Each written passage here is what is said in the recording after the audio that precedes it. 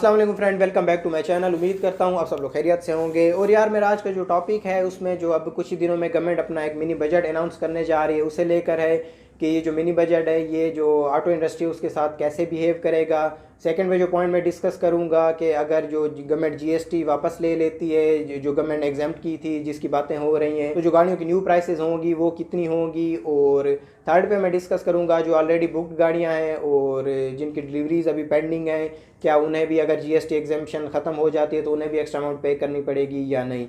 और इसके अलावा एक और पॉइंट जो मैं यहाँ पे डिस्कस करूँगा वो ये है कि अगर आप लोगों की गाड़ी 29 या 30 दिसंबर को डिलीवर होती है तो उसका जो मॉडल ईयर है वो कौन सा होगा। तो फर्स्ट पे जो मिनी बजट का ओवरऑल बिहेवियर है वो ऑटो इंडस्ट्री को लेकर कोई अच्छा नहीं होने वाला, क्योंकि ऑटो इंडस्ट्री एक हॉट केक की तरह है। इस पे काफ़ी जल्दी और पर यूनिट काफ़ी ज़्यादा टैक्स कलेक्ट किया जा सकता है। तो गवर्नमेंट ने अपना जो 350 अरब रुपए इकट्ठा करना है तो गवर्नमेंट इस चीज़ को हाथ से नहीं जाने देगी। इसके अलावा इस बजट में जो इम्पोर्टेड गाड़ियाँ हैं उनके ऊपर जो टैक्स थे वो काफ़ी ऑलरेडी काफ़ी ज़्यादा चल रहे हैं, तो मज़ीद बढ़ा दिए जाएंगे। और थर्ड पे एक पॉजिटिव पॉइंट है थोड़ी सी, लेकिन वो प्रैक्टिकल नहीं है, कि जो इलेक्ट्रिक गाड़ियाँ हैं उनके ऊपर जो टैक्स एग्जाम्पशन दी गई थी वो कायम रहेगी। अब अभी इलेक्ट्रिक गाड़ियां आम कंज्यूमर की पहुंच से बाहर हैं। और जो सेकंड पॉइंट और सबसे इंपॉर्टेंट पॉइंट है वो ये है कि गवर्नमेंट ने जो जीएसटी में एग्जाम्पशन दी थी, जो पाकिस्तान में नॉर्मल जीएसटी है वो है 17%। गवर्नमेंट ने जो 1000 सीसी से नीचे वाली गाड़ियां थी उनके ऊपर जो जीएसटी में एग्जाम्पशन दी थी, और जीएसटी गवर्नमेंट ने 17 की बजाय 12.5 लेने का फैसला किया था। अब ये न्यूज़ आ रही है कि गवर्नमेंट ने जो जीएसटी में एग्जाम्पशन दी थी उसे वापस ले रही है, और जो अब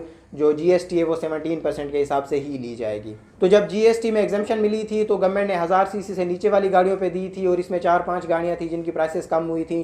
पिकांटो थी, कल्टस थी, वैगनार थी, आल्टो थी and principal and United Bravo थी।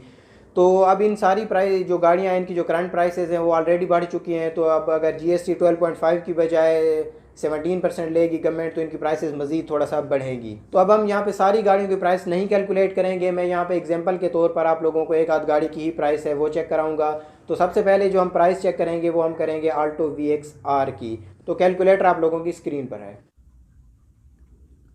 ऑल्टो VX-R की जो करंट प्राइस है वो है 15,08,000 रुपये।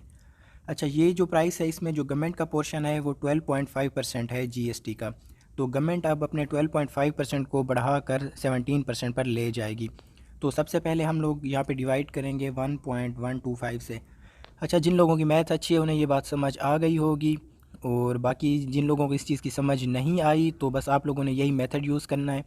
आप लोग जो जिस गाड़ी की भी प्राइस मालूम करना चाहें, जिनकी भी एग्जाम्प्ट हुई थी, तो आप लोगों उस ऊपर उसकी प्राइस लें और नीचे उसे 1.125 से डिवाइड करें। तो आप लोगों के पास जो प्राइस आएगी ये वो प्राइस होगी जो कंपनी लेती है, और जो ऊपर वाली प्राइस होती है वो गवर्नमेंट चार्ज करती है। तो ऑल्टो VX-R की जो प्राइस कंपनी चार्ज करती है, अगर हम ये बनती है 13,40,000 रुपये, राउंड फिगर कर लेते हैं। तो इसमें अब हम जो गवर्नमेंट का पोर्शन है वो 12.5 की बजाय हम लेंगे 17%। तो हम इसे 17% से मल्टीप्लाई करेंगे। तो जो गवर्नमेंट अब इस पे पोर्शन लेगी अपना वो लेगी 2,27,000 रुपये।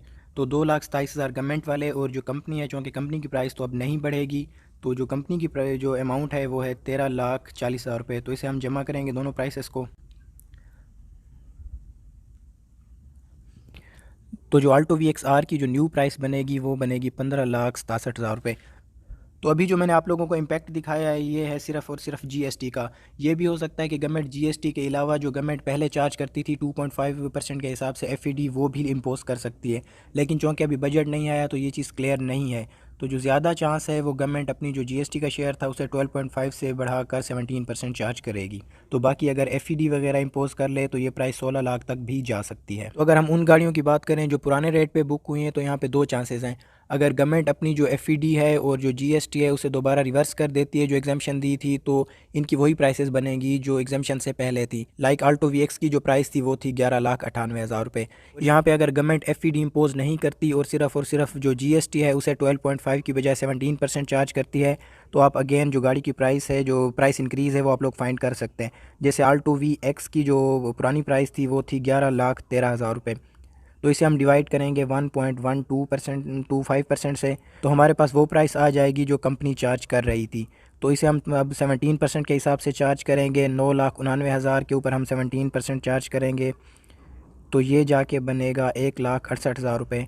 और इसमें हम जमा करेंगे 9,99,000 रुपये जो कंपनी चार्ज कर रही है।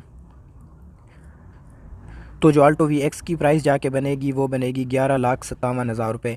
लेट से मैंने 11,13,000 रुपये बुकिंग कराई हुई है, तो मुझे तकरीबन 44,000 रुपये एक्स्ट्रा देना पड़ेगा अगर सिर्फ GST इंक्रीज़ होती है और FED नहीं इम्पोज होती। अच्छा, इसके बाद जो मेरा पॉइंट है वो ये है कि जो ऑलरेडी बुकड गाड़ियाँ हैं या जिनकी डिलीवरीज अभी तक नहीं हुई उनके ऊपर क्या इम्पैक्ट आएगा इस चीज़ का। तो फ्रेंड्स, अभी तक के लॉस के अकॉर्डिंग जो ऑलरेडी बुकड गाड़ियाँ या जिनकी डिलीवरीज अभी पेंडिंग हैं उन्हें भी ये जो डिफरेंस है ये पे करना पड़ेगा। अगर गवर्नमेंट इसमें चाहे तो सेपरेट प्रोविजन रख सकती है कि जो ऑलरेडी जो बुकड गाड़ियाँ हैं या जो जिनकी डिलीवरीज अभी पेंडिंग है उनके ऊपर जो GST की एग्जेम्पशन है वो कायम रहे। लेकिन अभी तक बजट चूँकि अनाउंस नहीं हुआ तो कंफर्म न्यूज़ नहीं है, तो जब बजट अनाउंस होगा तो ये चीज़ बाद में क्लियर हो जाएगी। इसके अलावा जो आप लोगों को नॉर्मली क्वेश्चन होता है कि गाड़ी अगर 29 या 30 दिसंबर को डिलीवर होगी तो उसका जो मॉडल ईयर है वो कौन सा होगा। तो फ्रेंड्स, ये बात कल मैंने रीजनल ऑफिस में डिस्कस की है, तो उनके अकॉर्डिंग ये डिपेंड करता है गाड़ी की इनवाइस पे। जो गाड़ी की इनवाइस की डेट होगी वही ईयर काउंट होगा आप लोगों के जो गाड़ी के मॉडल है उस पर। तो अगर आप लोगों को गाड़ी 30 दिसंबर को डिलीवर होती है और इनवाइस भी आप लोगों की 30 दिसंबर की ही है, तब जो आप लोगों की गाड़ी है वो 21 की काउंट होगी। और अगर आप लोगों की गाड़ी आपको 29 या 30 को डिलीवर हो जाती है और आप लोगों की जो इनवाइस है वो आप लोगों को नेक्स्ट ईयर की किसी डेट को मिलती है, तो फिर आप लोगों की जो गाड़ी है वो 22 मॉडल होगी। तो बस फ्रेंड, ये थी मेरी आज वीडियो। अगर पसंद आए तो लाइक करें, कमेंट करें और दोस्तों के साथ ज़रूर शेयर करें। हमारे इस चैनल को लाजमी सब्सक्राइब करें। अपना बहुत सारा ख्याल रखिएगा। अल्लाह हाफिज़।